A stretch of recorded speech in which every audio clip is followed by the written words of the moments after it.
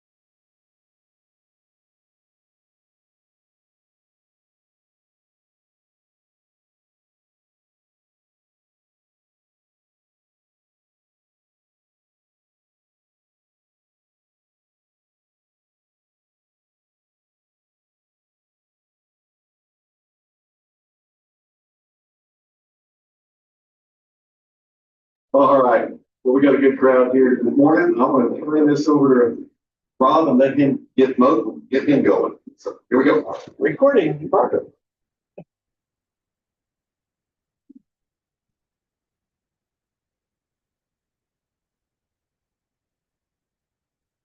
Oh, you're in trouble now. All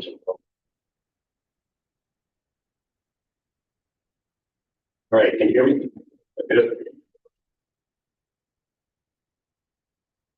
Fiery. Hey, good morning, everyone. Good morning. So a couple things before we get started. So Mark Clayton, when I walked in this morning, said that we're on our last 40th anniversary hat. So again, I don't know how many years ago the 40th anniversary was, Mark, but we are 17. Sorry? 17. Okay. It was 2017. Okay. Yeah. 17 years ago. So anyway, we're gonna give it away at the end of the presentation, so I'll figure out something between now and then. But so pay attention and we'll give that away. All right, our topic today with my this program was on Aries. We're gonna talk about Aries. Some of it's a little bit dry at the very beginning. I apologize about that. But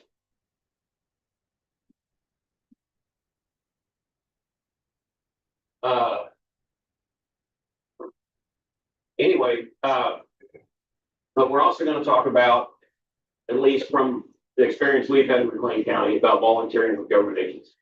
So, because Aries and volunteering with the government, not necessarily the same thing. So we're going to talk about that. Before we get started, okay, so how many people are actually members of an Aries group. County, please raise your hand. On the roster, on the rolls. All right. So how many people are actually a volunteer with a government agency? City, county? You count. All right. It's just like volunteering, except you do it without pay. Okay, so what is Aries? Most of you already know this. This is going to be the book answer from ARRL. It is a program of the ARRL that is, and I did not know this until I was looking at it. 1935 when they started Aries. Got me to thinking, what kind of emergency communication equipment were these guys using in 1935? So, I don't know.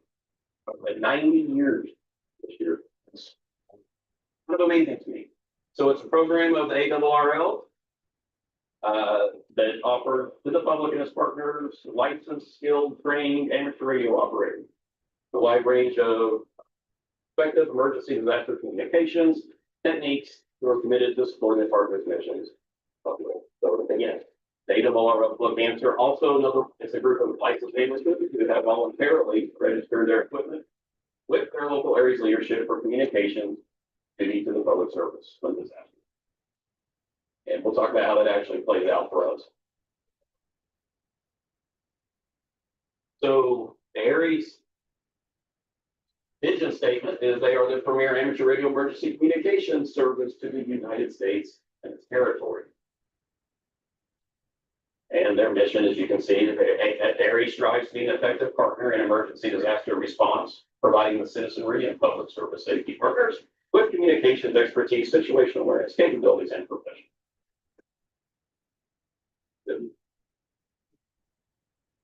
In theory. In theory. All right, and again, all this is from the Aries fact sheet. So you'll see here, I'm not going to read all of this, but this is what they consider the Aries values, irrelevant. Aries is there when all else fails. I did not know where all else fails was trademarked. What? Yeah, they've actually trademarked for it when all else fails. Oh, so Aries leverages the strength of its member volunteers and the leaders within its organizational structure to create and nurture professional level relationships with community government and other partners. Aries strives to be an invaluable tool that communicates with that communities and first responders call upon in times of need. State-of-the-art capabilities for deployment, setup, and operation. Very dependent, I think, on where you're at. Aries volunteers have access to training courses in radio communications and related technologies, and provide a robust multi-spectrum analog and digital communication, as well as networking assets to this training. So, again, middle of the book answer, ARRL. Right, Aries partners, which they call their served agencies. It can be a government or non-government organization. For government organizations, it can be federal, state, local, tribal. Then the NGOs, which you'll see a list of them here in just a minute. Salvation Army, Red Cross, those type of things. And OPSCOM, actually, we're going to get back to OPSCOM in just a little bit. So, but it just, the placeholder, it is a standard that is managed by CISA, the Cybersecurity and Infrastructure Security Agency, which is a part of Homeland Security. We will talk about OPSCOM specifically to get a little bit further in on the training part of it and kind of how it relates.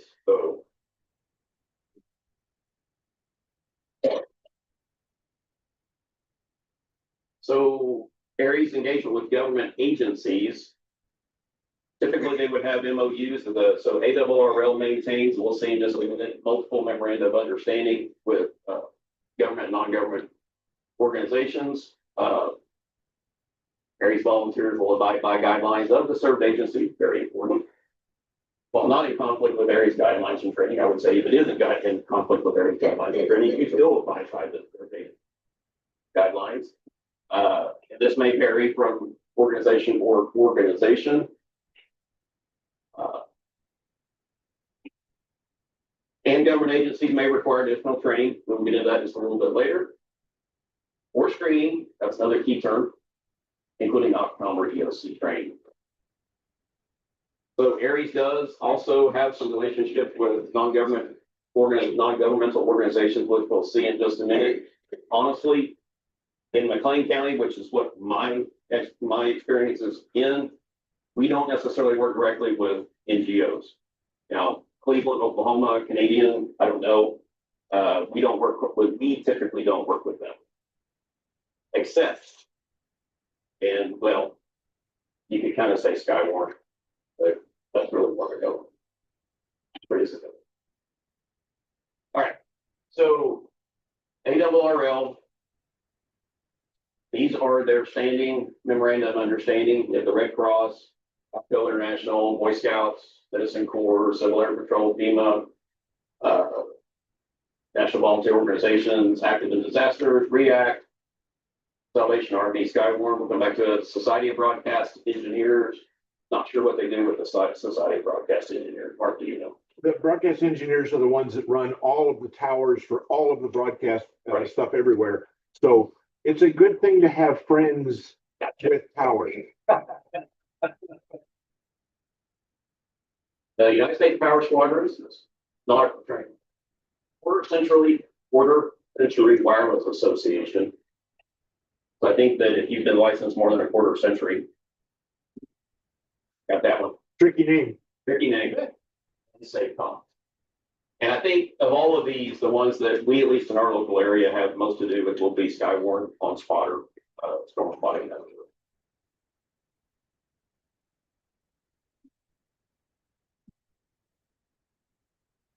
Aries membership requirements, not a whole lot. So because of what we do, you do have to be licensed. Any class will do. Technicians, more than welcome. Do not have to be a member of ARRL. It's encouraged. But if you get up to the level 3, which we'll talk about in the task book or the training plan, I think level 3 is required at least for some leadership positions. You are not required to have emergency powered radio equipment if desired, but don't worry about, hey, I don't have all this expensive LiPo battery systems and that sort of thing. Your handheld radio is often enough. And you need to have a willingness to complete training because there is something we're going to get into a little bit here. That's it.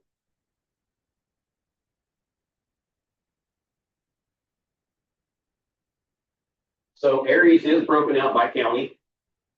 And that's not to say that we have 77 active Aries programs. We probably in the 30s. 40s, the mid 40s. Mid 40s, that's good. Mid 40s, obviously because of population.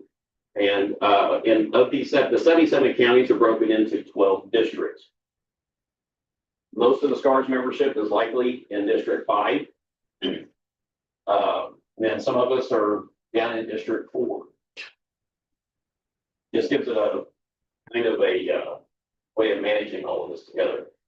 And so kind of working backwards from the county up, each county will have an emergency coordinator, and they can have a list of emergency coordinators, but the appointed position is the emergency coordinator. Then you go up a level, each district will have should have a district emergency coordinator. And then the state as a whole has an emergency coordinator. As a fact you don't care about, Oklahoma is the only place that has districts because we believe that FEMA says you should have no more than 4 to 7 reports. So we added that district piece in there, and that keeps it kind of a smaller region. That's what the little colors are there. But we're the only one that does that. Everybody else just does it. Good luck. I did not know that. There you go. And along with what we were just saying, so Mr. McClain over here is our Oklahoma section manager for ARRL. Mark Conklin, yeah. The pay goes down significantly. Significant. From 0.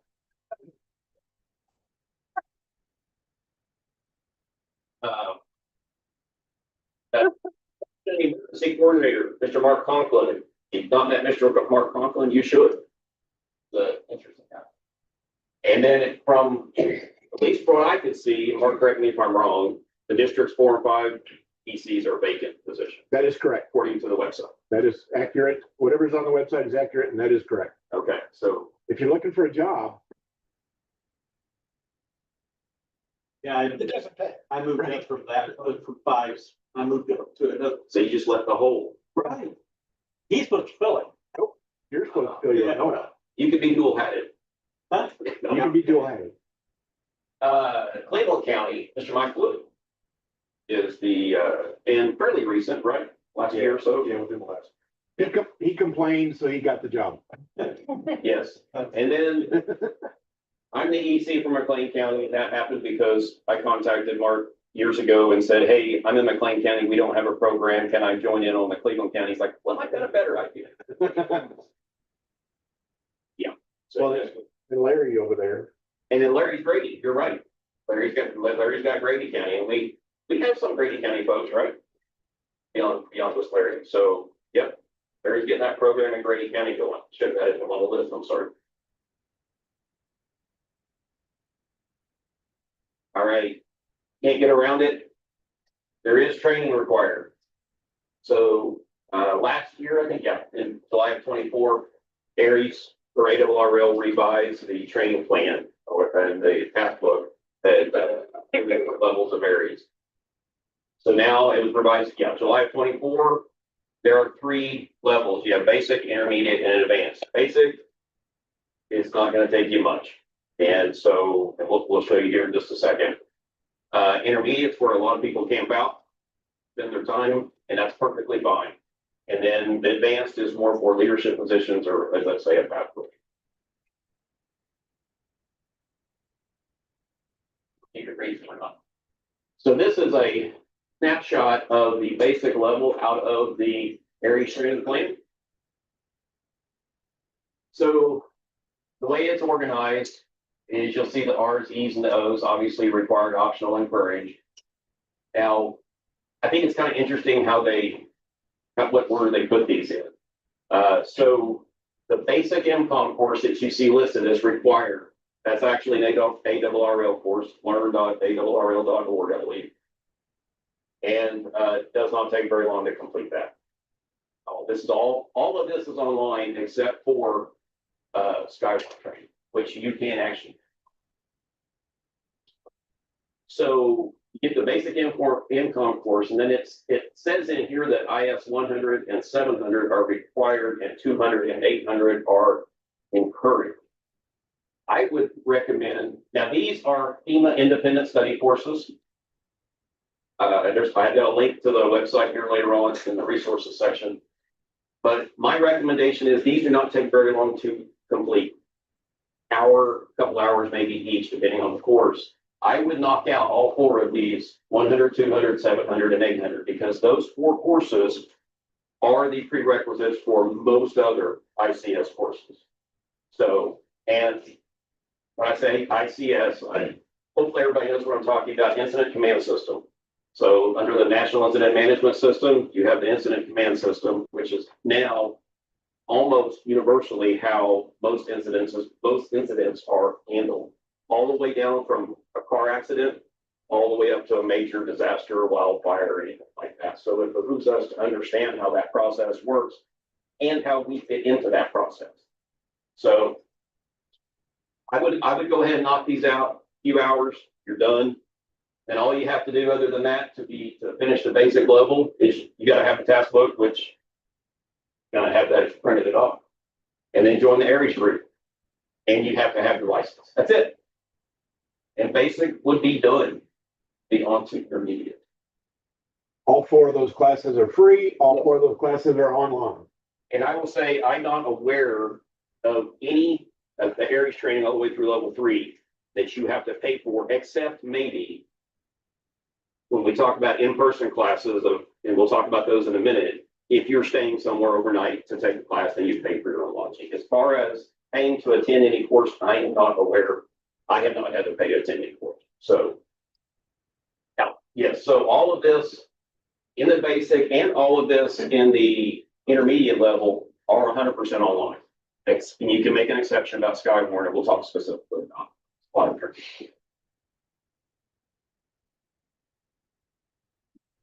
Okay, at the intermediate level, you will now see where those 4 courses, the independent study courses from FEMA, 100, 200, 700, and 800 are now required. Again, I would just knock them out and be done with it. Then the ARRL has an intermediate MCOM course, which this was all revised also last year, the courses themselves, not just the training plan.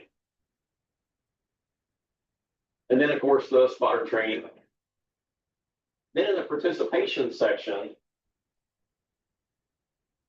it talks about participating in a net once per. Well, if you're in the Cleveland or McClain County, we knock that out about once a most of us. So that's not hard to do. Public service event, I'm sorry. Twice a week. Yeah, true. If you're doing both of them, that's absolutely right. Public service event, that could be the weather festival. That could be a Norman or a Moore night out. I mean, there's all kinds of events, field day possibly. Field day. So there's all kinds of opportunities to do that.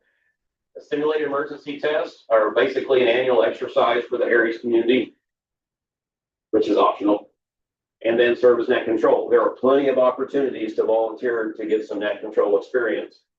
And the way you learn to be a net control operator is to be a net control operator. Or show up here February when we're gonna do that.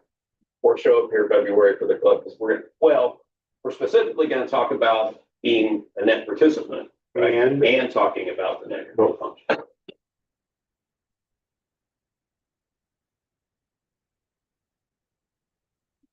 All right, so a little longer list of proficiency skills. Basically, the first 2 are program a repeater into your HD. Ikenson ICS 213. ICS 213 is essentially just a government version of a message form. We can actually, in some cases, you can sort of convert that to a radiogram if you're familiar with a radiogram and how those are given over the air. Operate digital messaging station like Winley. I guess specific digital VHF, HF station, build a dipole, build a power pole, solder a PO259, assemble a 24-hour deployment kit, which looks probably not as important for Aries as it is just for your personal use possible. Then we get into the advanced level. This is about level 3, a whole lot more independent study classes from FEMA. Again, individually, these don't take very long to complete. Again, so everything here up is still 100% online on that FEMA independent study, except for the Aries Advanced MCOM course, which is again on the ARRL. Still talk about having Skywarn. The ARRL has a PR 101, which is just public information officer training. OXCOM course. Okay, so these next 3, OXCOM, ICS 300, and ICS 400, those can only be taken in person. And ICS 300 and 400 is offered multiple times throughout the year here in Oklahoma. And that's taught by the kind of at the state level. So again, there's not, my knowledge, there's no cost to do that. I didn't have to. Okay. So my understanding is that there is not. Which one? 300, 400. Yeah. Unless you buy lunch. Well, you got to eat. Okay. Sure. ICS 300, if I recall, is a 3-day class. ICS 400 was a 2-day class for us, at least.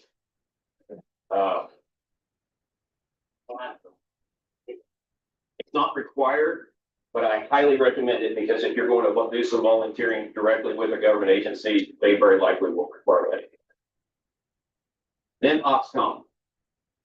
So OXCOM course is offered once a year, kind of depends. Galen, would you agree? Sometimes twice. Offered, no one certified in Oklahoma instructor. Okay. So we're dependent on outside instructors.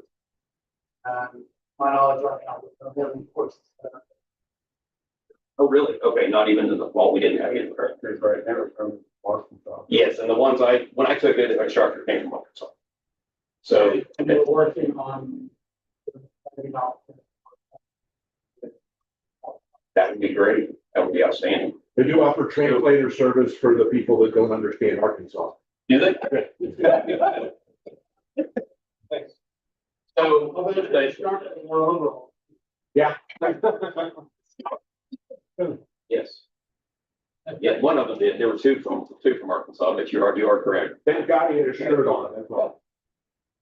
So anyway, Oxcom is a difficult course to have. Now, what makes it a little bit more difficult even yet is you need to be sponsored by some agency to take that course. Because, at least in their opinion, you have to be covered by somebody's workers' compensation to take the class.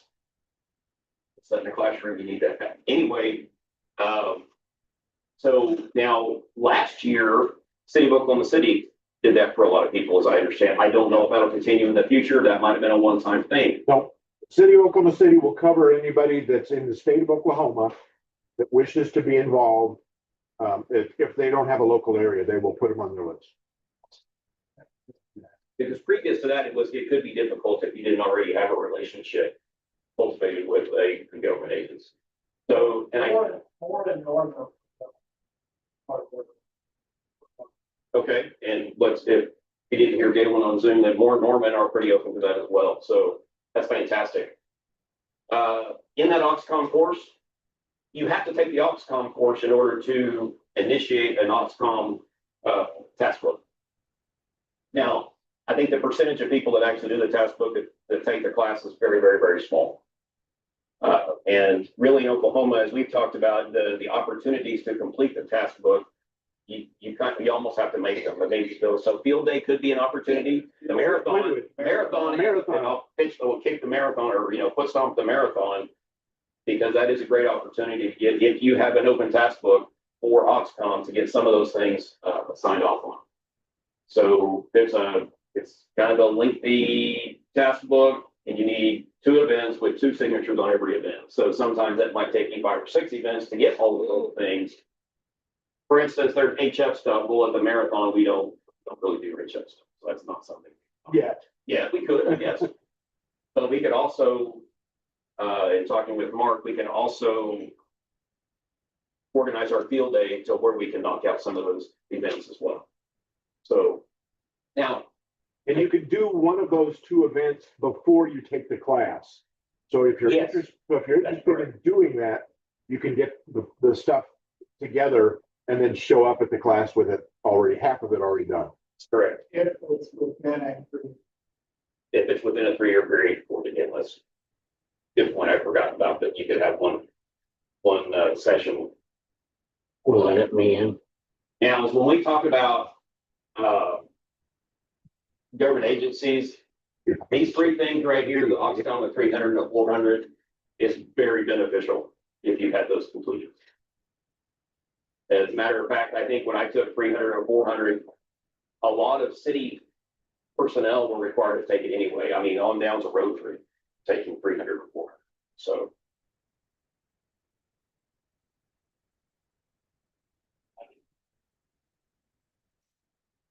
So your net participation is the same. You're required to participate in an annual public service event. Again, we talked about what those can be. Not hard to knock out. The SET, or the simulated emergency annual test, net control, plenty of opportunities to do that. That's not hard to do. Present a training session, hold a leadership position, participate in public information officer activities, proficient using ICS forms. Again, you'll learn about the ICS forms when you take those FEMA independent study courses, if you haven't already. Operate VHF digital, be able to program a repeater in your HP. That kind of thing. Not hard to do. Not hard to do at all. Okay. So in our area, at least, and specifically in the McClain County area, and I think it kind of spills over into the others, we have several opportunities for participation. Training nets. So for McClain and Grady, we have those weekly. I said Grady, McClain and Cleveland. Well, we have those weekly. So there's plenty of opportunities, and you can do both, like Jeff said. You can do both. The Cleveland County's on Tuesday night at 8, and McClain is on Wednesday night at 8. Have opportunities for storm spotting, which is one of the more valuable things that we have for Aries members to actually do beyond the training, is storm spotting and participation in the severe weather net. Non-patient. That was the emphasis. I think with emphasis. I think Yes. that's the right word. Public outreach events like we talked about before, the weather festival, the night outs, we actually, even though as members, as volunteers from McClain County, we also do bring Aries things to some of the events we go to, whether it's a touch a truck or whether it's well, there's several things. I have some pictures at the very end if we have time. Formal training, like we talked about, we have access to the online training and in-person training, I believe 300 or 400 and some other specific ad hoc things. Now, don't think that you have to be a member of Aries to do these things. I'm not saying that. You can do these things without being a member. It's just that it's an organized approach to doing this and participating in these. In McClain County, we have recurring training. We have monthly meetings. We try to. Sometimes they get canceled. And during those, we will try to do some form of training. So you just spend a couple hours. We have spent 2 or 3 monthly meetings just working on WinLink. And there's a reason. WinLink is a very important tool for Aries and for volunteers. So, and look, we've actually had new hands that haven't even gotten licensed yet. Yes, you have to be licensed to be an actual member of Aries. They're more than welcome to come to the meetings and learn and see what it's about. So This month will see. should be, yes, should be in Purcell. That's right. Yeah, we alternate our meeting locations right between Newcastle and Purcell, back and forth. And have the opportunity to participate in traffic nets. One of the things that we have done is we did a training session. One of our monthly training sessions was on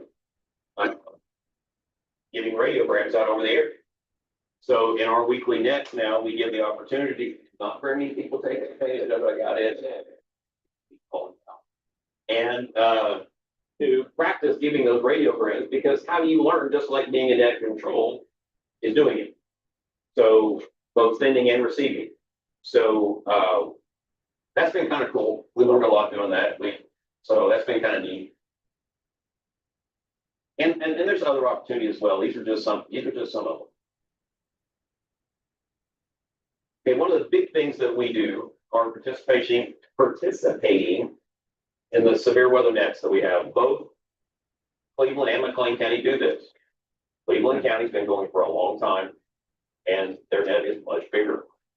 We have fewer people right now over in McClain County, but if you know your map, Oklahoma map, anything coming from the southwest to the northeast, if it typically hits Cleveland County, it's got to go through McClain County. So we actually work very closely between the two counties. We'll work with Mike or Mark when they start up their severe weather net in Cleveland County, and when we start ours up in McClain County. Again, we have fewer people. Go ahead, Mike. Yeah, and if I'm not mistaken, McClain County is digital, correct? Yes, sir. Right now. Yeah, I didn't know if during the storm or not. Well, that's up to the repeater owner. So we will we'll find out for this coming year. I'm probably going to be digital. Yeah. Now, also, because of our association with the county, we are working to get a new repeater, 2-meter repeater up on the north side of Purcell. Hopefully the next few months. That's our goal. Hopefully the next few months. That will be analog. It has a pretty good reach. So we may retweak some things and we've been talking about the possibility of tying that with All Stars. We can tie it into some digital modes through DV switch and URF reflectors, that sort of thing. But good point right now. Yes, it is on System Link. Our weather nets would be System Fusion if we had one today. And our weekly training nets are on System Fusion as well. Okay, so participating in a severe weather net, I think this is pretty much across the board, whichever county we're talking about.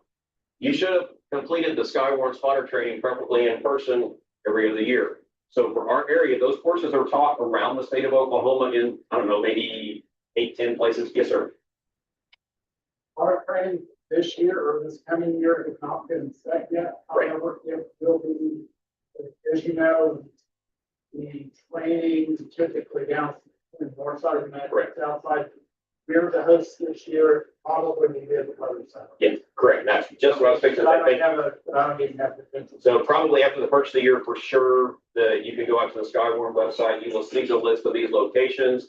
And as Galen said, typically for our central Oklahoma area here, it bounces between Edmond possibly and in Norman and back and forth. So if you always attend it in Norman, you're meeting this requirement.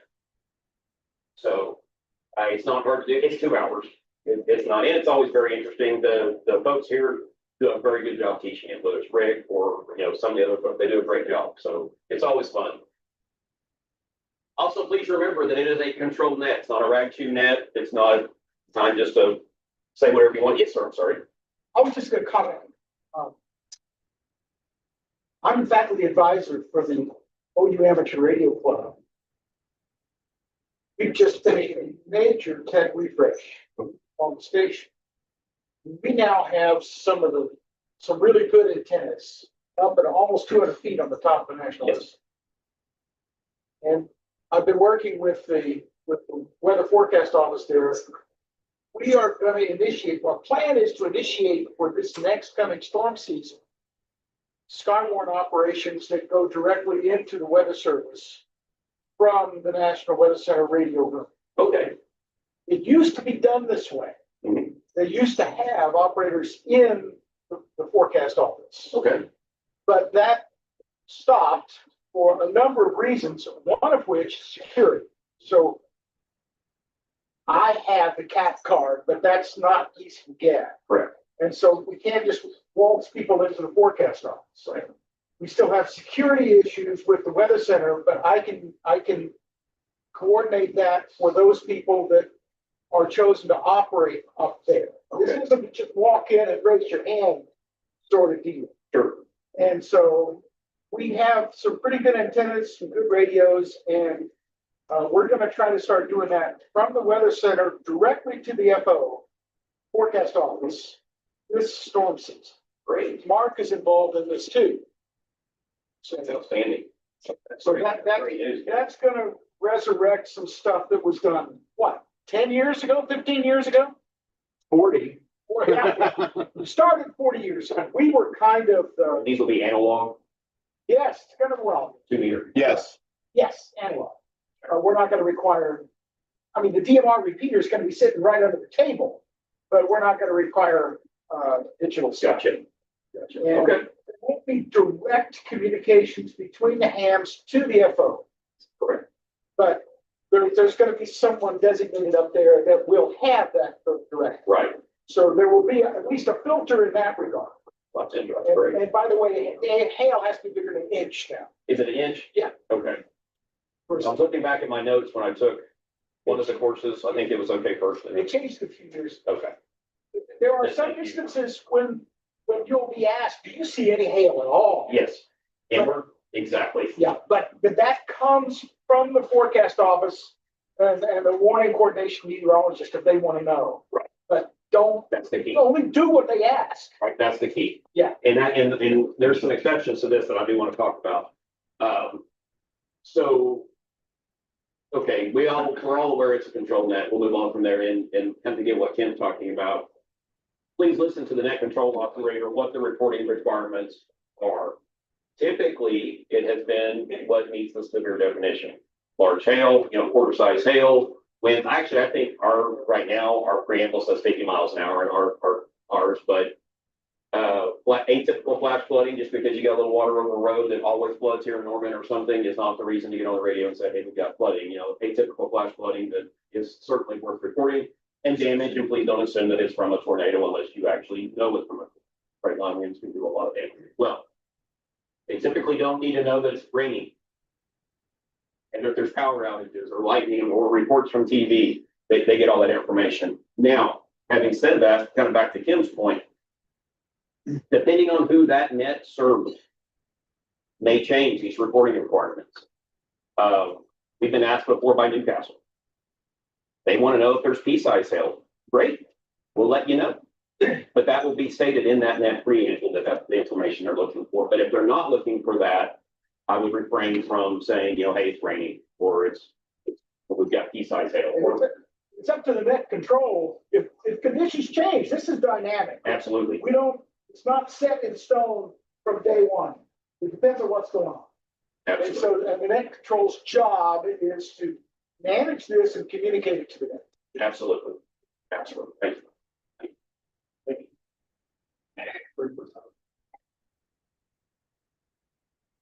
All right. Just some of the tools or equipment. Again, these are not things that are required. Don't take it that way. If all you have is your analog HT and you can reliably hit a repeater with that's used for that net, that's all you need. Come join in. The more eyes we have, and the reason we talk about, we use spotters, not chasers, right? For a reason. And most people will spot from there or wherever they are. They could be at work, they could be at their house, not out running up and down the roads like crazy, driving, flashing lights and blowing stop signs. So, but the more people, the more eyes we have, the better that data is. So the more people we have in McClain County that join our net, the better information we get out. And as you all know, that radar beam goes on an angle. So what falls below that radar beam, they don't necessarily see. It's more eyes on the ground. Sure, that technology is going to improve in the future, but currently, You can't fix the fact that the Earth is a sphere. What? no, we can't. It's still flat, isn't it? What anybody else says, it's a sphere, and even if the elevation angle of the radar is 0, which we don't use, right? When you get a distance away, the Earth falls away, and doggone it, It happens. Can't fix that. Can't fix it. So those- like the mega million milliwatt radar. Well, it's Yeah. a megawatt pulse, and that doesn't matter. It's still curves. So anyway, those eyes are important out there dotted around. So the more people that we have participate, the better the net is. So if you live out in McClain County in that area, or even into the eastern side of Grady and could hit, please join us. Please join us. Then move on to DMR radios, fusion radios, D-Star radios, maybe even M17 if you got the one Connect Systems radio. But like I said, right now, because we're using the K0 VFE repeater, that's in system fusion mode right now. That may change in the future as we get our repeater on the north side of Purcell. Having extra batteries and charging capability, and in some way to run WinLink.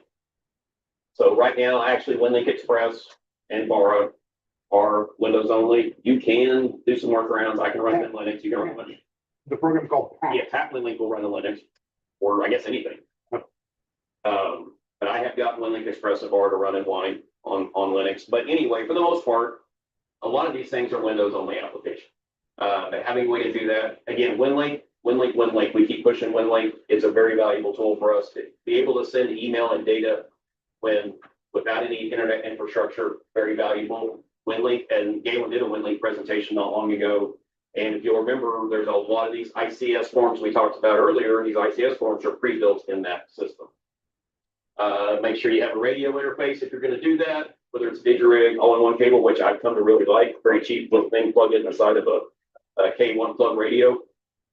And then, of course, you got SignalLink, which has been around a while. DigiRig is kind of in between them and the price.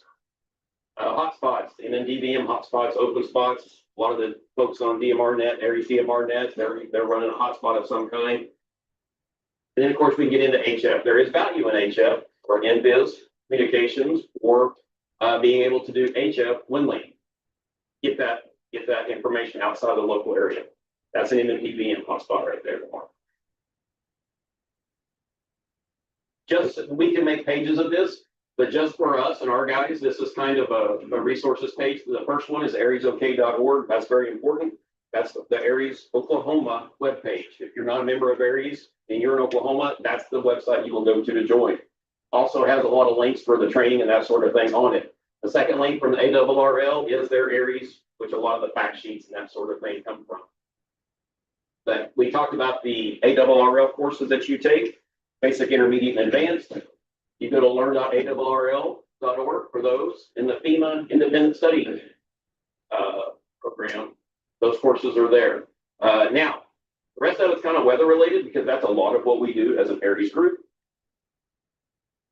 Radar scope, not saying, not endorsing any specific one, extremely popular on a mobile device. So a lot of folks are using radar scope. Supercell WX is now it's a free program for PC and Linux, I think, maybe Mac. I'm not sure if it's been ported to Mac yet. It's kind of geeky.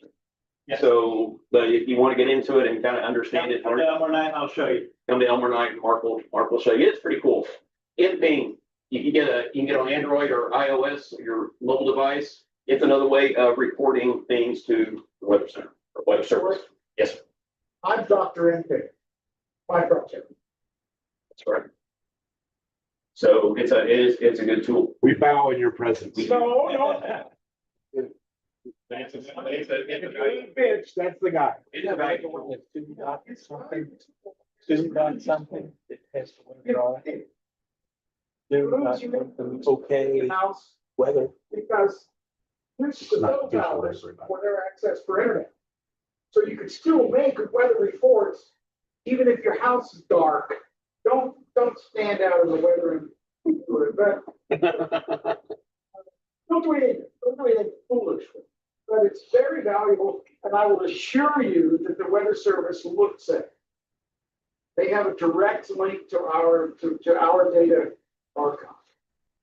And they can see it not on their phone, they can see it on their displays, on their NOAA displays in the forecast office.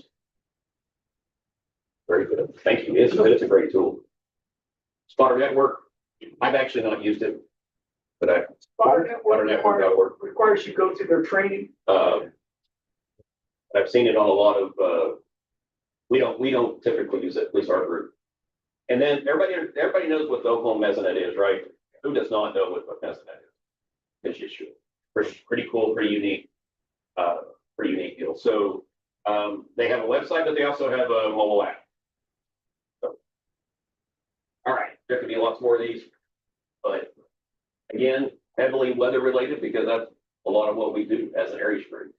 Now, In Oklahoma. in Oklahoma, exactly, and that's something I really should have said. It's very regional. You know, we don't really have a races. I'm not aware of any races in Oklahoma. Mark, is that correct? Galen had one. Is it gone? You didn't have one? Which is I've been similar to bad Aries, mouthing you for years then. but managed by the government. Other parts of the country that may be more prevalent than Aries, so it's just very regional. Now I know everybody knows these things, but I think we got to say it anyway. Being an Aries member does not make you a first responder. It does not convey any legal authority beyond your amateur radio license. Doesn't give you any authority to do anything different. It does not automatically make you a volunteer of any specific agency. We're going to talk about that in just a second. It does not permit self-deployment during any kind of a disaster or exercise. Does not give any authorization to violate laws, regulations, or ordinances. Doesn't let you go blowing stop signs and, driving 60 and 25 or something. And it doesn't give you any, being an Aries member in and of itself does not give you authorization to transmit on non-band frequencies. Being a volunteer for a specific agency may be different, but as an Aries member itself, nothing does not convey any of these things. Because the first two letters are amateur radio. You got it. You got it. All right. So to kind of contrast this with being an actual volunteer with a government agency, because like I said before, being Aries members are not automatically government agency volunteers. At least in our area. I can't speak for outside of our area, but in our area. Each agency, whether it's a city or a county, has its own criteria for selecting or even using volunteers to begin with. So they're not required to do that. And so they have their own selection process. You may be asked to go to a meeting. I may not call it an interview, but they need to get to know you. It's kind of they're concerned, may be concerned about the type of person you are, your character, that sort of thing. They are going to be concerned, some of them, about your training. We talked about the ICS training, OXCOM training, that sort of thing. And one of the reasons they're sticklers about that is because, one, you're representing that agency. Two is, you may be working under their workers' compensation. We talked about the Oxcom class. But if you're out and about, working or volunteering at something and you get hurt or something, that could fall under their workers' compensation. Will. So your ICS training, your Oxcom training, very valuable to some of these folks. So because they operate under that ICS structure, the fact that you understand and know where your place is in that ICS structure, you may indeed be expected or asked to perform duties way outside of amateur radio. It may be going to get in some bottled water. Be willing to do that. But I also caution if you're asked to do something that's outside of your skills or abilities or knowledge, be honest about that. Be honest about that. But very likely, we do all the time. We do a lot of stuff in this Randy. You may be required to complete additional training specific to that, whether it's something about vehicles or whatever it could be. There very likely can be additional training. They may require CPR training, which is not required. Lots of things like that.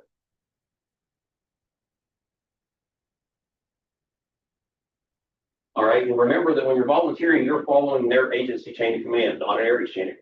Because when you walk in as a volunteer for, like in my case, McClain County, there's no Aries hat on it. Hat, and that's who I am at that point. Now, there's some things that overlap, and we can talk about that. But you're following their chain of command. You're essentially working for them.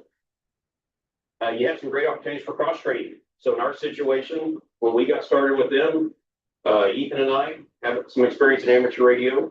Another couple had experience in search and rescue, a little bit of experience in amateur radio. We joined forces, and now we have a pretty good team. We cross trained. Ethan and I are now finishing up our SARTEC 2 certification for wilderness search and rescue, and we've brought a lot of communications stuff to that team. So a lot of opportunities for cross training, and learning new skills. I didn't never been around P25 radios, trunk radio very much, but we certainly installed some now. So, and I do encourage. I don't want to make this sound like that it's a bad. This is actually a very good thing. So I highly encourage people, if you're able to do it, have the time and physically able to do it, and volunteer for whatever position you can. Do that, because it does give you more opportunity to serve the public than just areas alone. That last line. Form to their processors. We're going to get to that one. We're going to get to that one. That's a biggie for me. But and your duties may kind of blend a little bit with Aries. So if we have a really bad weather situation and we're asked to go man an EOC, Emergency Operations Center, well, you're a volunteer for that entity at that point. But you also may be running a net, severe weather net, which you got your Aries hat on. So there is some overlap here. And remember, please remember that your actions can and will affect other volunteers, potential volunteers. That has happened in our situation, which years and years ago, there was some bad actors that were amateur radio operators, kind of like rogue on some storm stuff. Law enforcement was involved. So what that did then at that point was not only did it give emergency management a bad taste for amateur radio, but then the sheriff's department, because law enforcement got involved. So you can wind up having an uphill battle. All over that now. It also got. Is that particular incident? New one. Okay. Same guy. It also got amateurs disinvited to the weather forecast room. Did it really? I was not aware of that. And that bad taste remains to this day. And three other counties. Yeah. The whole one bad apple thing, and it very much applies to this area as well, because it's all about trust, and it can easily get messed up. Now, on the last bullet, conform to their processes. We're conforming, not reforming. So one of the things, if you're an amateur radio operator and you've not been around public service much, two things are probably going to grate on you the first time you hear it. One is how they make a call on the radio, because they give their call sign to been the calling station call sign, but we do the opposite, right? Take a step back. Second thing is they use different phonetic alphabet. It doesn't matter. It's theirs. We're going into their processes, not going in there to change their processes. So just realize, hey, it's not that big a deal. You can change, you can adapt. But again, I'm sure there can be a lot of stories on these. I'm sure Galen can have stories, Kim. But what we are to do is go in and augment what they already have going. Any questions on that?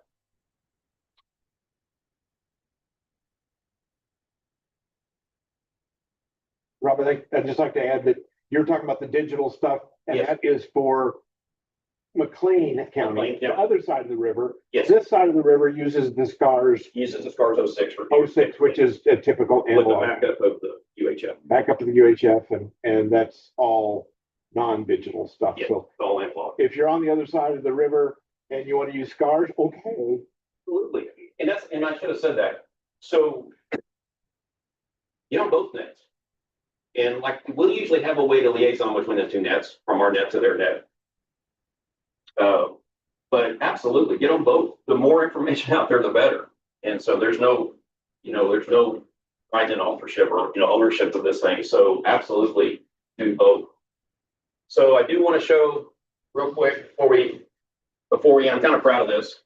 Mark knows the story. So this is a banner, or the image for a banner. I think it's a 6-foot banner, if I recall correctly. On stable. I should have brought it today. I forgot. A vinyl banner that my daughter and I modeled this little thing right here, so I'm famous. Put together, and Mark had this printed up. One of the things we're working on is so that every Aries group doesn't have to go and host their own website. So we have an ariesok.org website. We talked about that earlier. But we can have a / the county, so / Cleveland, / McClain. That's what this little QR code takes you to. And we're working toward those counties being able to maintain each one of those themselves. Right now, we have to send it to Mark, and Mark will upload the information, but that's going to be kind of cool. We don't have to maintain our own website. So we already have that. So you'll see this here in just a second. I'm going to show just 2 or 3 pictures here real quick. So this was, I think, our first event we ever had. Ethan looked way younger. Wow. At May Days in Blanchard back in 2024. So that was our first event. That's actually where we got the banner. This is the second day. The first day, it's a 2-day event. The first day, no banner. Second day, banner. Mark met my wife out on Highway 9 to deliver the banner. So it was awesome. Very appreciative of that. And we talked to a lot of people that day. And they called their emergency managers and opened the door for you guys. Well, correct. And again, right. So it's who you know. It really is. And so it was at this event that I got a call from Ron Johnson to come meet with me as the emergency manager. This is the event that Larry joined us over in Chickasha. We invaded Grady County over at the Wings and Wheels Air Show back in 2024. So Larry joined us for that one.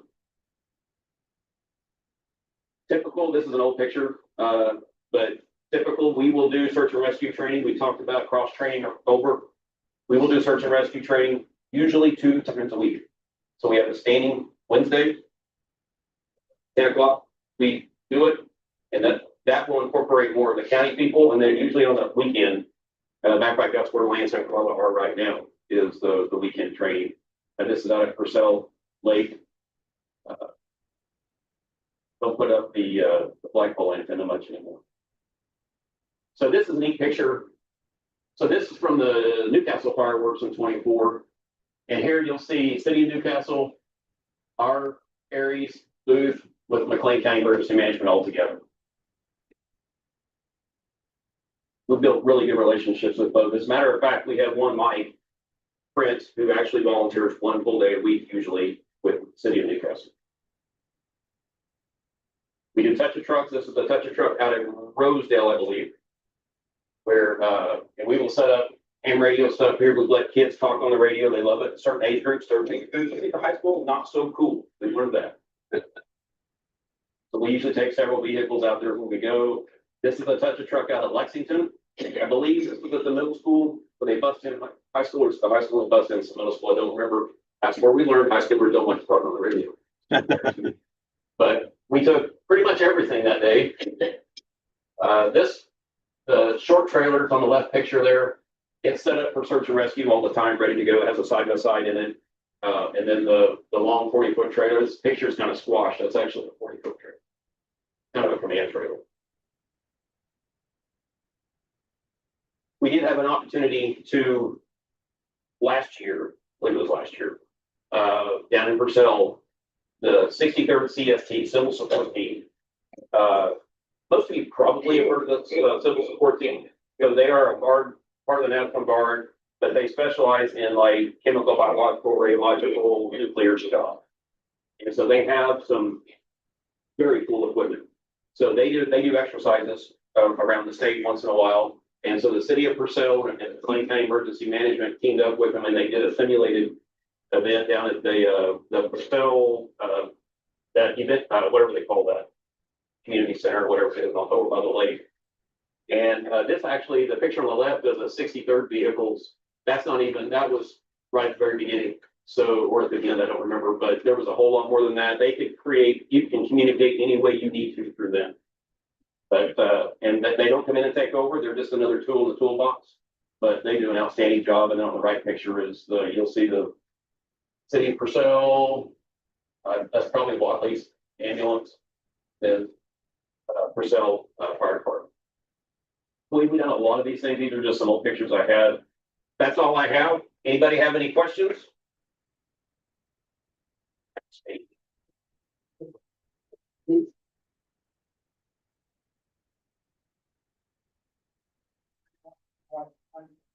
I know there's been a lot of questions about the 410 repeater that has been on the air for quite a while. That is an asset that was owned and maintained by the State Emergency Management Office many years. Unfortunately, a couple of things happened with that. Number one was the tower that it was on at Crossroads changed hands, and they started to charge the state $18,000 a year to host peers. Two, there wasn't much security there, and copper thieves got in, cut the coax, stole the copper, that got replaced. A couple of weeks later, thieves got in, stole the copper. That was about the time that the money thing came up, and we also have a new state director, emergency management years ago. So the decision was to remove that from the tower, that it wasn't. That of course took the link the Sorrel repeater down, took the 410 repeater down, taking the old repeater down. That equipment, the radio part of it has been stored at the state EM office for quite some time now. The antennas and the hard line came off of the tower on Thursday this week. The two of the antennas are now stored temporarily at my EOC. The Audi got it. I will get it sooner or later. The hard line is crashed. Will need replaced. The original plan involved putting that equipment back up in the tower at DPS 36 in Martin Luther King. The whole thing is in process at the moment of discussion of who's going to do what. They're going to need a new trustee for the machine. The trustee doesn't work for the state anymore, hasn't for several years, but maintains the trusteeship. That's going to change, so on. So that's kind of an update on what the 410 machine is. I think we're going to get it back in the air. I don't know when. Of course, now talking about the state, and the state isn't real. It's going to cost $12,000 to climb the tower and put it up at DPS. That price increased Thursday when they found the hard line wasn't going to be reused. So that's the status on the 410 machine as of this. Mike reminded me we forgot to do the giveaway. So here's what we're going to do. Mike, help me watch the first hand that goes up. All right. So at the beginning of the presentation, I said what year Aries was established. You got it. Congratulations. Congratulations.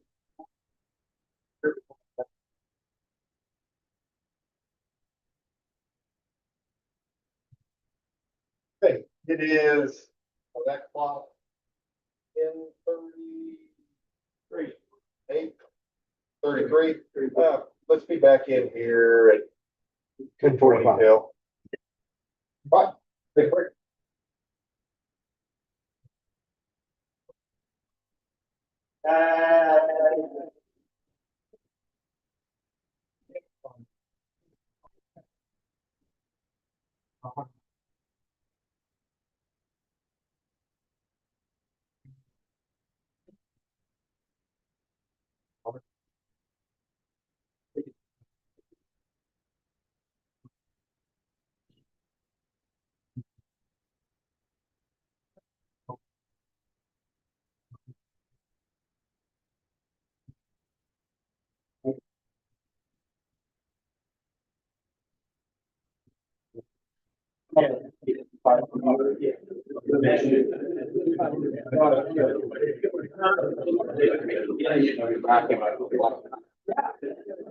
Yeah, like the damn, you got back up.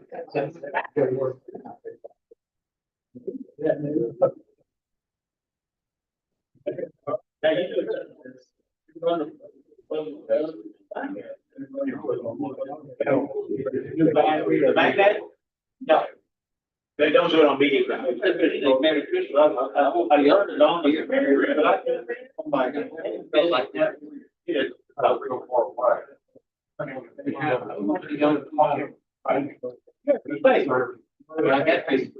Next Saturday, we're heading out to make sure.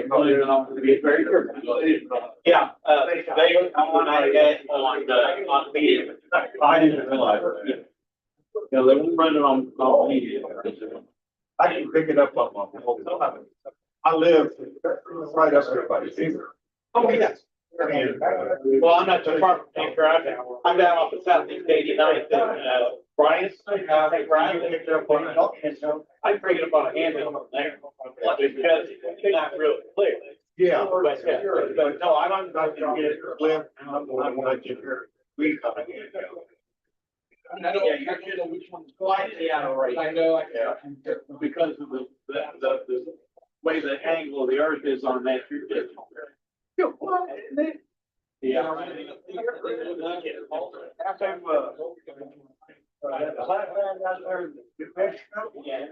You can see almost right. I know, same thing, but still going again. Oh, well, that's going up there. But, You can play golf. Mostly they're in the road. I've seen a house, farmhouse that's out there on the hillside there, and I said, I bet that guy could watch golf for 80 miles out that way, going, oh yeah, it's out there, it'll be here by now. Out in the back coming up. Yes.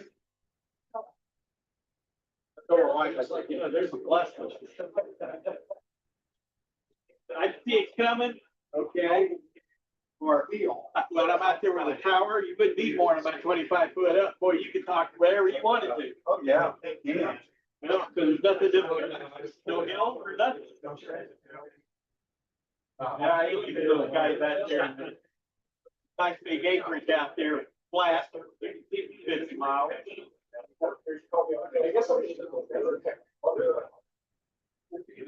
I had one guy, bitching on Facebook, he said, yeah, those guys have it well, except for those, you near the guys that got all those, windmills and the powers up. Yeah.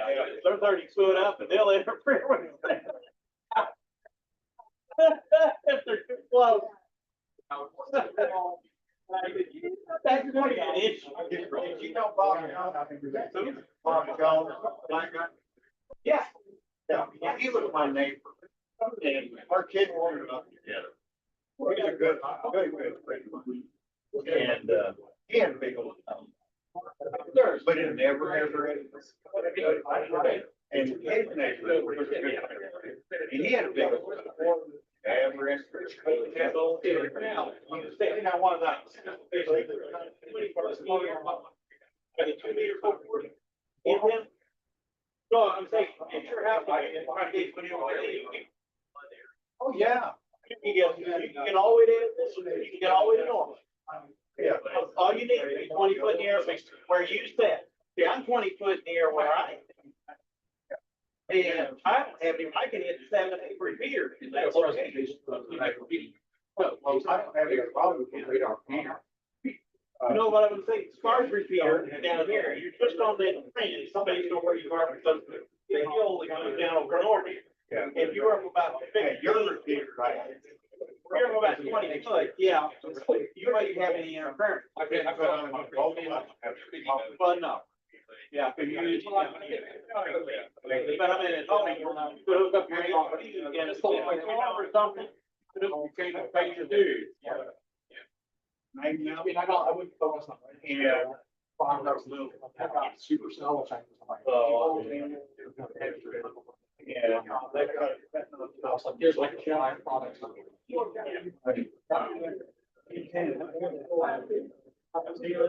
Look for. Myself.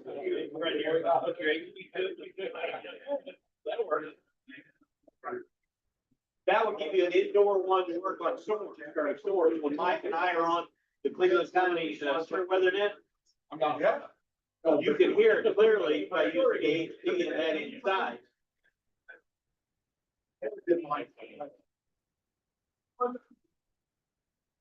Somebody asked me the other day, what do you have that you can connect to and stuff during severe weather?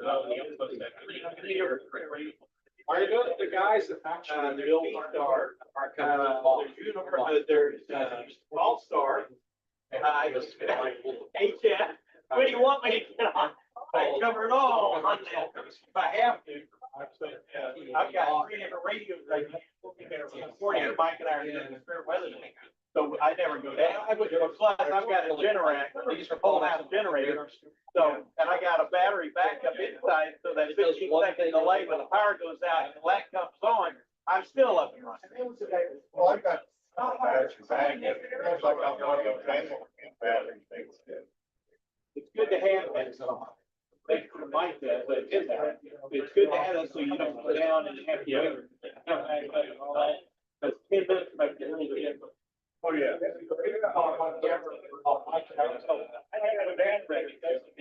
Well, mine is 15 seconds delay, the time to twist, so the time the generator comes on, but I've got that battery back.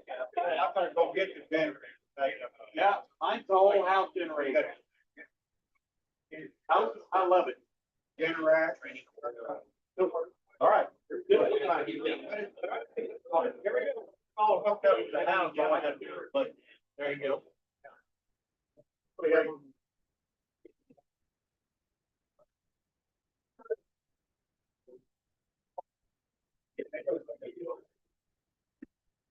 Hey, I don't think that would be long.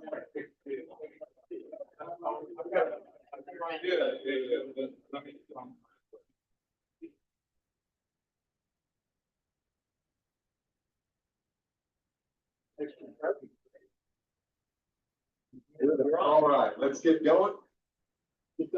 Thank you, Rob, for the presentation.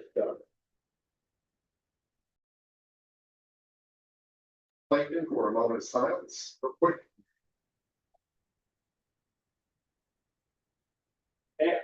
Every month we lose 10. That's just here local, but in this whole region of Oklahoma, mainly the whole state of Oklahoma, we lose across the country. So let's take a moment to remember the hams that we've lost this year in 2025. And also remember the hams that can't be with us because of medical issues and family issues that's not here with us today. So let's take a moment to remember them.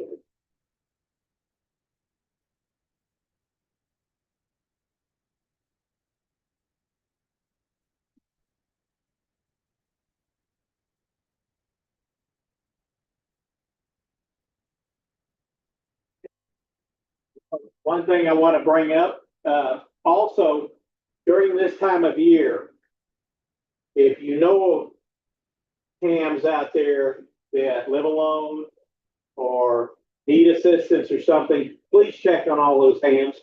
That's what we do as a group. We're one big family.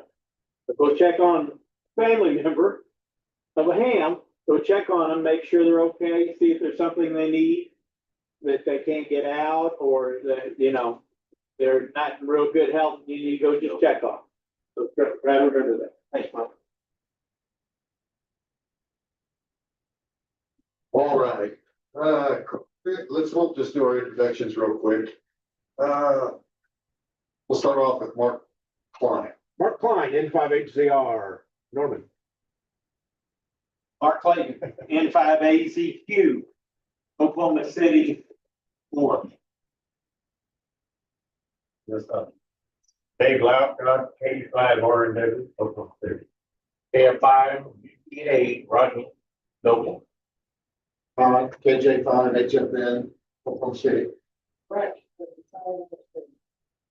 Please take K5, you Danny, 6, 8, Right? Rob, KF5, TBT, morning. K80, Mike 80. David,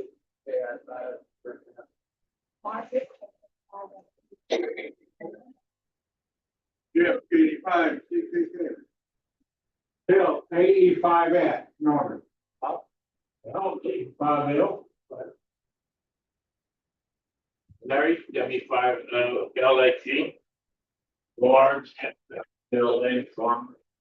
Ken, K8WGE. David, KJ5, IJC, Norman. Hughes, K5, IJE. James, K25, OXB. Robert, KI5, DK, Norman. KK6, IPL, Norman. Brent, 85WX, Norman. I think KJ5, together. Rob, 5ATG.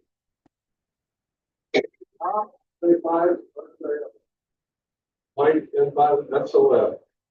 And I can't see who's online. Mike, KE5 ASN. Hold on. Carl, Forgot. Carl, KG5SSW, Dave, KI5UQU, and Wayne, KK5IO with Dot, KJ5KRV. Wayne and Dot, and then there was Mike, KD5HXT, he was on there earlier. Yep. All right, Right there behind you. oh, there they are, okay. KK5IO, KG5SSW, and KI5UQU, KJ5KRV Dot. All right. We'll go ahead and start with the secretary's minutes, and Chris is not here, so I'm going to read them real quick. At our last meeting, we had 41 members present in person, 4 members present via Zoom. We had a moment of silence for recent silent keys, specifically Lou Bing in N5ATG. Let's see, secretary read meetings minutes, treasurer did the treasurer's report. We had a VE report of two new technicians, 2 new generals, and 1 graded general. Cora and ARRL send a letter campaign is still going on, and the Memorial Marathon is coming up. And if you haven't volunteered for that, you can use the volunteers for that. Tech committee, the repeaters were down following a big lightning show that tripped a 50 amp breaker into the radio building. Mark was apprehensive to flip it back on since we shared with other radios on the tower. We did get that back up and running. New business was we looked to see if we had any interest on branding, like branded hats and shirts. We had elections in which Rob, there he is, was elected David was elected the new vice president. C, Dave Gates. Okay. EHF Communications was presented by Mike Delaney, KB5HXT. Then we had some announcements. December 6th Skywarm Appreciation Day was canceled. National Weather Service was a big success. Membership dues are due January 1. So if you've got money for membership dues, I just drew a blank on your name, Larry.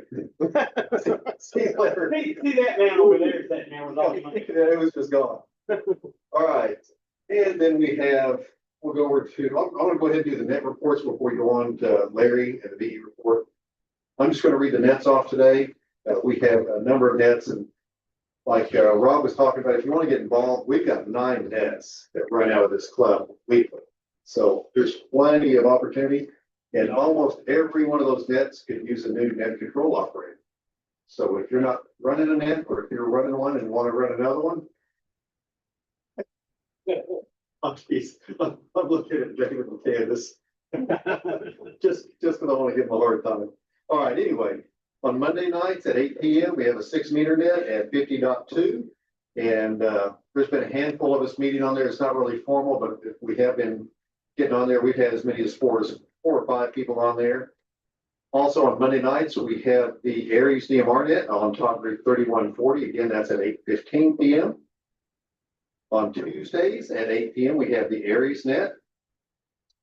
And then following that, we have the Gossip net, which is a fun net. It's just, you can talk about anything you want. It's usually a 2 or 3 round net, isn't it, Denny? Something like that. And a lot of people get on there. It's a lot of fun. And Denny is our main net control operator for the MacNet each morning at 9 a.m. Him and Mike, N5ATG. It's not unusual to have close to 40 people checking in on that net, and that's a good just check-in net. On Wednesdays, evenings at 8 p.m., we have the 10-meter net, and we do have a net control operator now. I can't remember who that is. John Arnett. John Arnett is doing the net control operator on that. So if you haven't checked in on that, give that one a shot. On Thursday nights at 8 p.m., we have the KD5 UGO Memorial Net on our UHF repeater. On Saturdays at 12 noon, and we do need another net control operator or 2 for that. We have the Siren Net at 12 noon on our UHF repeater. Rob, maybe talk about the McClain County net. Right, real quick, like we mentioned earlier, the McClain County Aries net is on Wednesday evenings, 8 o'clock. So the K0 BFB repeater 442 400 megahertz positive offset. System fusion mode only. Also bridged over to the YSF reflector 57618. And there it is, wires extra. I never can remember that one. 81281. So you can get there with a hotspot or a wire sex. So come join us. Thank you, Rob. And I mean, just seeing the website pull up, almost everything, if you have any questions about the club or anything like that, if you go to our website, the W5NR website, there's a ton of information there. All right, Larry, you want to do the treasurer report?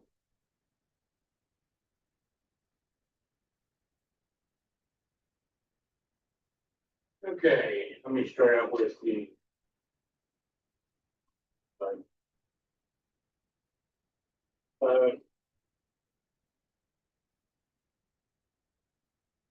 net income last month was minus $52.07.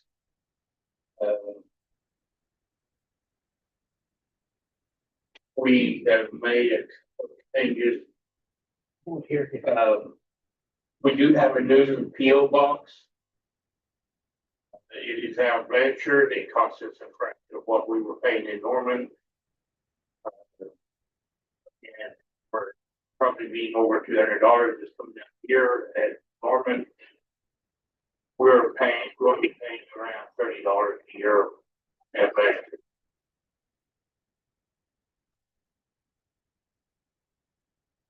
Was PO Box 1102, Blanchard, Oklahoma 73010. That 1102. On the screen. On the screen. And it is posted on the website. Balance sheet.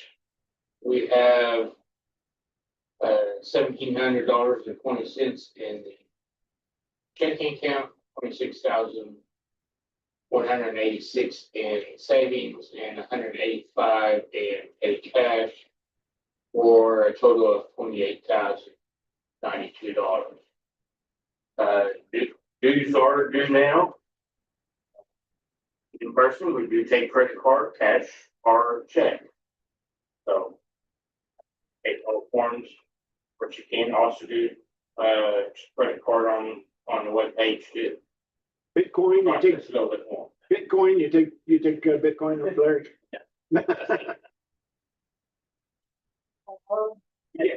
Yes, that's what he's saying. You can still pay online there. It does cost the club a little bit of money, but you can do that. All right, I want to turn it over to Mark Klein. He's going to cover the VE report, if you remember that. You have that information. The tech committee report, the core and ARR report, and then anything else that he can think of. So we've got about the next 45 minutes blocked out for Mark. Yes, Okay, I think. pack a lunch. Yeah, pack a lunch. No, I appreciate that, the time. This has been a heck of a month. I don't know what all came together, but life is good. We did have the Christmas agenda party. Anybody at that? Jeff, did you sober up afterwards? Okay. Well, there was no alcohol in the building. But so that one came through and it's really wonderful to see that one.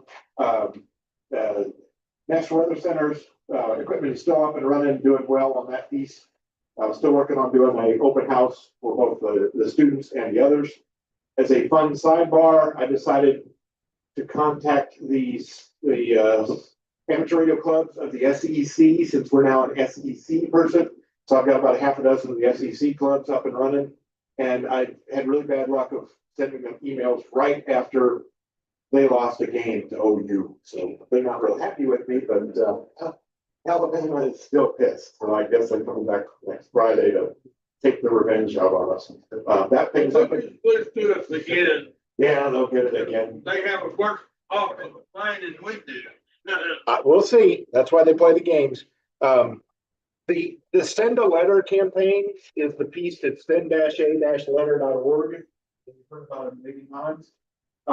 We're collecting signatures, names for people to send off to our Congress critters, or elected Congress critters, who got, 45 days off this year or something? Or vacation? Paid vacation. Oh, they got paid? Yes, they got paid. Oh, how convenient. Yeah, I'm not gonna do anything and I'll take pay for that. That doesn't work. But we're trying to get them to do something this year. We thought we were dead in the water for this year's deal to get that HOA going. I got a panic call from Monday night that said, I need all of the letters for the subcommittee that is doing this piece. And they're allegedly having a meeting this weekend that Senator Pfluger out of Texas is going to be delivering 4,000. Pardon? Congressman, thank you. You know your legislature. Yeah. I've just seen different stuff. He's Congress. He is Congress critter. You are correct. Congressman is on the subcommittee, and he's the guy that's pushing this for us. And he requested we send him 4,000 letters. So after the Christmas party, I went and printed 4,000 copies, stuffed them in an overnight FedEx box that cost more than a car, I think. Then we sent 38 pounds of paper to Washington, D.C. And allegedly it's off to the committee, so they'll all get a stack, which is kind of cool.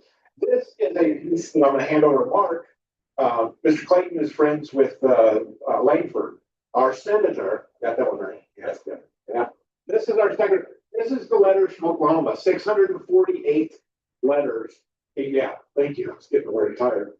648 letters that our people have come up with that we've sent. He actually personally knows it, so he's going to try to sneak it over there over the weekend, see if he can get it in there and make something happen. The subcommittee is supposed to do something now. We have lots of letters. I can't tell you how many because we don't want to let the HOA people know how many we got. But we've had very good results from the nation on that project. Thank you for all of your help, and we'll make that piece go. Is that my phone? Make some kind of fire all. I don't think so. They make something what?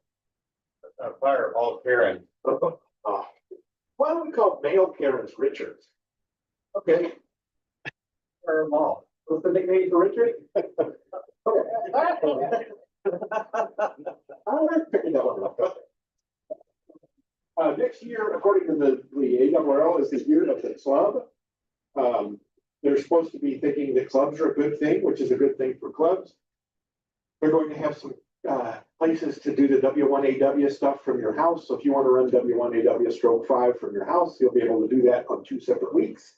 And there will be contests and paperwork awarded to people who worked all 50 states on that kind of thing. So more is coming.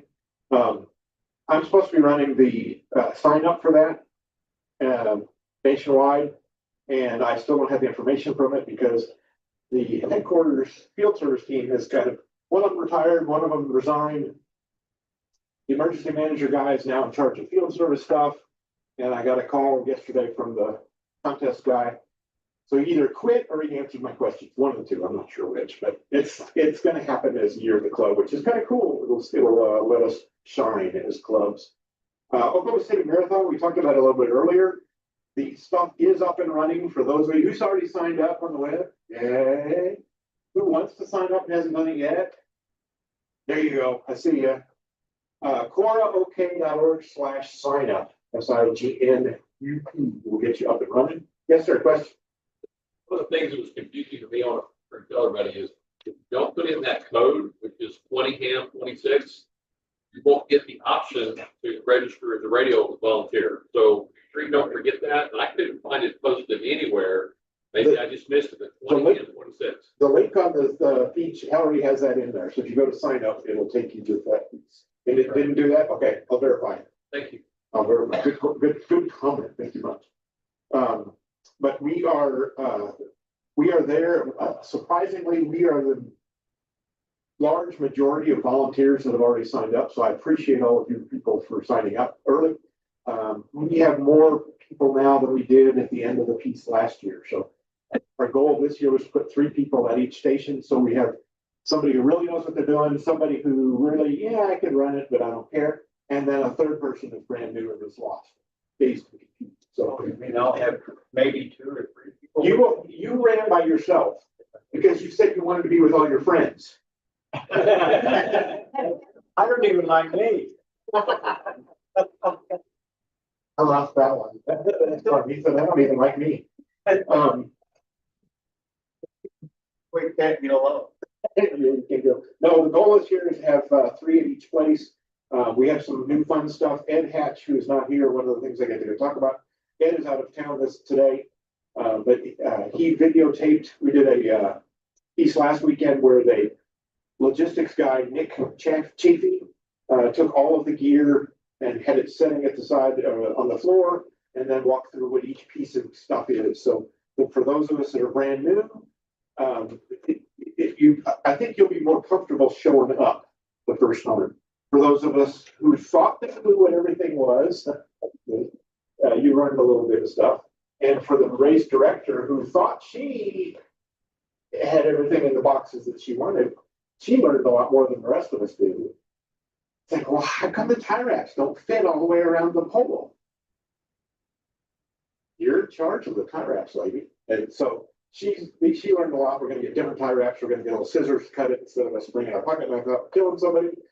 But it was a very good 3 hours that we did to test all that stuff out. So that video will be available soon so that you can all watch it in your free time, and we will see it at the pre-briefing meeting Monday before. Talk about.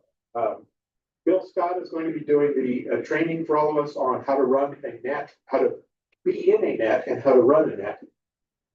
And if that's scheduled for February. So if you have never sat in front of a net, or if you say, hey, I can learn something, maybe it would be cool to show up in February to watch all that happen. So a lot of stuff on the thing. Sign up soon. You sign up now. We're going to get pictures. We're going to get badges with our pictures on them. So we need to make sure we are signed up before the middle of March. If you may not be able to make it, sign up anyway. Don't worry about it. But we really want you to get your badge, picture badge piece up and run. We can always shut it down if we need to.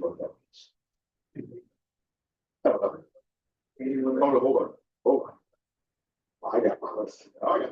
The next big core event is January's all ham dinner, and it will be at Pickles Stockade up there in Grady.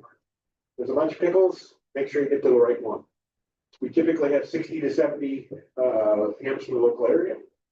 Good time is always had by all. Which one? By the airport, same as last time. Just something like that. I don't know what's on it. We, it'll be the third Thursday, I believe it's the 19th. 6 o'clock. You'll hear more about that as it goes, but as you're eating holiday dinner, make sure you leave room for that meal. That's always good. That's always good. Class, the last executive committee meeting, we determined that we wanted to run some technician classes. Where's Mary? She's not here today. She gets to hear about them. I'll let her, you'll let her know. Mary, James' daughter, has been big on this. We want to do 2 new technician classes start of the year. One of them is going to be a ham in the day class where you show up in the morning, 9 o'clock, 3:30, we do a test, and you just sit and study the book all day long. If you want to get through quickly, off you go. Tell your friends or your enemies that if they want to be an amateur radio technician, that 28th will be here from 9 a.m. until 3:30. If you want the longer version, if you're patient and you want to learn more, well, hopefully learn more. We're all teaching, so it can't be that great. Rob's teaching all of them, so it'll be great. No, I'm not. No, he's not. But we'll split it up like we did before. That class will start February 5th. Thursday nights, and it will run total 7 nights. We'll take we'll take March 19th off for spring break for all of us college age kids. And then the first week in April, first Thursday in April, will be the test. So it'll be 7 classes and a test. That's the typical format we've done it in the past. And thanks to Ian, one of the students at OU, he's got about 10 students and faculty that are interested in the class already. They suggested doing the class on campus. And thanks to Dr. M. Payne, we get a cake. I answered anything. Just kidding. Yeah, he does. More Kim. More interesting things. Thanks to Kim Elmore, he has arranged the thoughtful task of getting us permission to be in the weather center and a room to be scheduled for that piece. So that will be at the weather center campus. We hope that will really encourage non-hams to want to come see weather stuff, become hams and show up at the class. Now, what's this about? College age? I'm a college student. You are? I'm a college student. Here's a hint. If you're 65 or older, you can audit any class at OU for free. And get credit? No credit. Yeah, you don't get credit. Audit. You do not have to do the homework. You do not have to do the tests. And you do not have to worry about a grade. Good God, it's my college all over again. You don't have any place to go, you can go sit in the class. And you go sit in class, then you can go sign up, do some paperwork. If you need help, Rick Roden or myself will be happy. You get a party pack. You don't get a parking pass, you pay for those, or you pay by the hour for the class. Yeah, but you do get the free 98, you pay $30, which will get you in most of the buildings, if you want to go into the buildings and do something there, or I'm sure it'll get you 10% off it, Sure. lots of places. I haven't tried that. Do you use your student faculty ID? You gotta ask. Sometimes you'll get your free drink, sometimes you'll soda. Oh, what's gonna go with you? I'm partying with you. Oh, you can't get any alcohol. Most of the buildings are not ADA compliant. Most of the buildings are. Or they are now? Yeah. Maybe back when you went to school. Oh, yeah, that's right. Yeah, they did that. The straw roofs off. Yeah, they now have. No, they're all. I can't think of one that would be non-ADA. Yeah. Well, they weren't when I went. Oh, that I agree. Right? But that was dark. Yeah, that was in 1935. The winter of the all of that stuff that I just told you is on the website at w5nor.org/class. CLAS. So if you want to do that stuff. Siren, do I have to do siren stuff? I guess we covered it. We covered sirens? Yes. Okay, sirens go off. I spent just a quick piece. I spent an hour yesterday. In Texas, they had a terrible tragedy where the flash flood came and killed a bunch of kids through there. State of Texas came through and said they're going to put warning sirens in 30 counties in that area. And Wednesday, I was asked to be on a conference call to talk about sirens. And I was like, I don't know what I can do for you, but okay. The lady goes, oh, we saw your siren page on the SCAR's website. And that's more information than we've learned anywhere in the world. What? Yeah.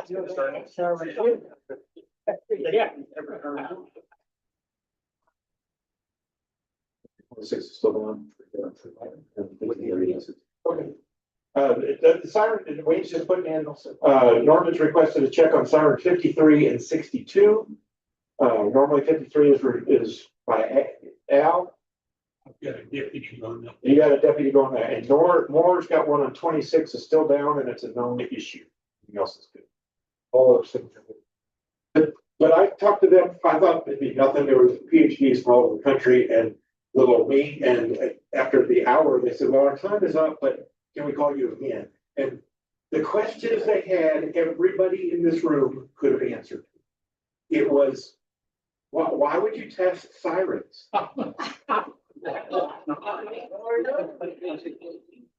They have a test feature that would do that. Okay, when you flip a switch, how does that get to the siren? Oh, well, there's a hand crank down the bottom. I told him a squirrel. That was Texas. I had to kind of slow down a little bit, but.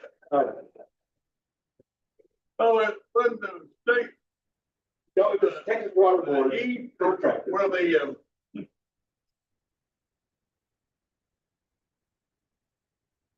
Okay, it was literally, I mean, literally everybody in this room could have answered every question there. They have no siren, these 30 counties have no siren, no warning for nothing. Rodney's looking at me like, what? They were asking how much did they cost to fix them. I was their fourth call of the day, and they have been doing this for 2 weeks, and they still had all these goofy questions. So if you hear anything about that South Texas deal, that's, you're welcome. Thank you for all of your efforts, because they were all focused down to Texas to make that get better. But hopefully we'll see more. I'm sending a whole bunch of pictures of our stuff, our sirens and all that kind of stuff that they're going to include in their report, because they hadn't seen a siren. It's like, what? Google it. haven't seen one? They hadn't seen one, hadn't known how it worked. They want to know if we have any backup, any powering sources besides solar or battery or electrical.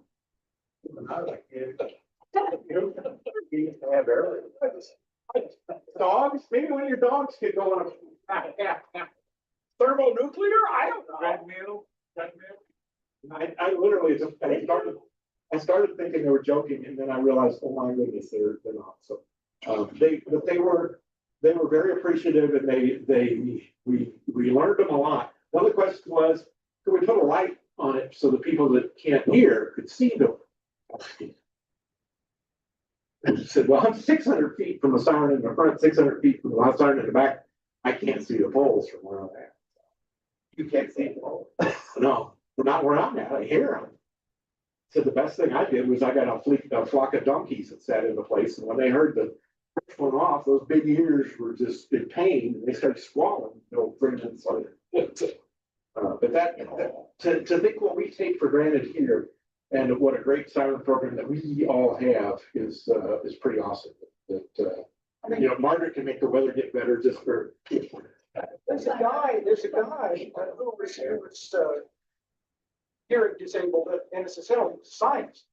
He's recently retired, but he's done a lot of work on how to give alerts and alarms to the people with hearing disability. Yeah, no, that's the same as they were. I said, well, for these camps, like the kid camps, hook up the kid camps and just flash every light in the camp. Because of that.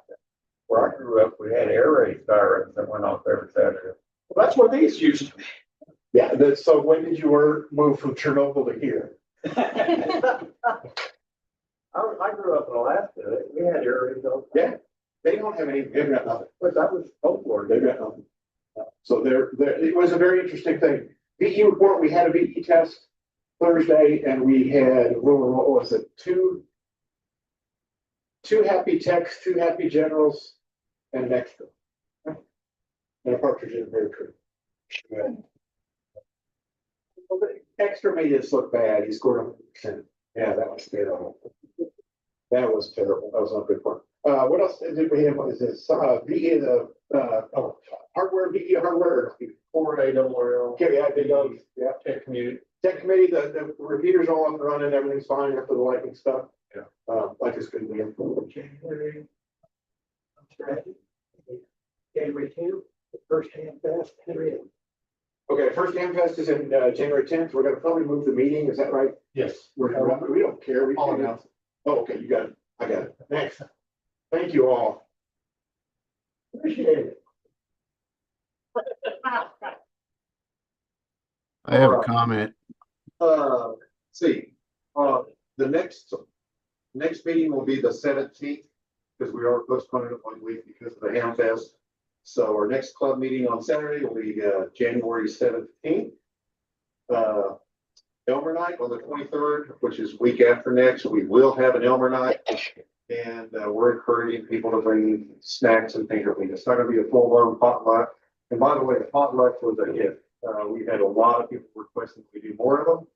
And we will be doing more potlucks, because that was just a lot of fun. So anyway, finger food on the 23rd for Elmer's Night. Yes. Yep, John Stratton will be bringing the first meeting in January for the club meeting. Let's see. And Bill Scott, Yeah. Josh, I got stickers. oh, Mark has stickers and stuff. If you want stickers and stuff, if you want them. And for those of you all thinking about being net control, Rob had mentioned Bill Scott. He's one of the best net control operators I've ever heard. He took care of the Memorial Marathon last year and just was phenomenal. So if you want to pick up pointers, that's a good one to come to. That's what, February? Yeah. February, we think. So, all right. And then the last thing I've got is Rob, N5ATG, is going to be N5. I said N7, didn't I? I have it written down. Promote N5. He's our next club president, but will be taking over on January 1. So, and then Congratulations and condolence. Dave K0BFE will be our new vice president. So thank those guys for coming on. And I just want to say, I really didn't want to be president. I kind of got my arm twisted into this, but I have really, really enjoyed it. The people I've gotten to meet, the friends I've made, it's been great. So, thank you everybody for making it easy for me. And I really, really appreciate it. And with that, I guess we'll adjourn. Thank you all. See you all later. Mr. President, I have an announcement. I guess nobody's listening, huh? No. Won't catch us. Oh, okay. Okay.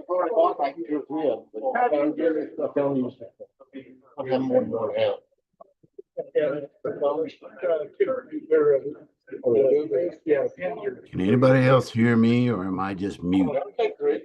Yeah, I can hear you. Yeah, well, apparently the people there are not listening. Good. I can hear you, Wayne. Good. Yeah.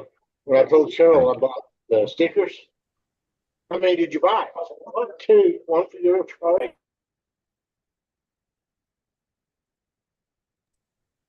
Well, I guess it's a good thing I didn't have an emergency.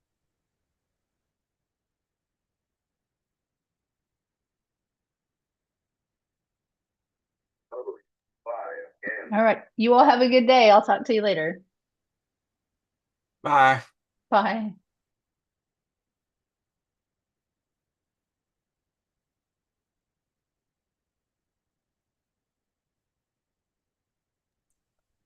All right. See you Yeah, all later.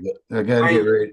Yes, The sir. only way I know to contact them is to call somebody at the meeting and have them go over in front of the computer and actually listen to us.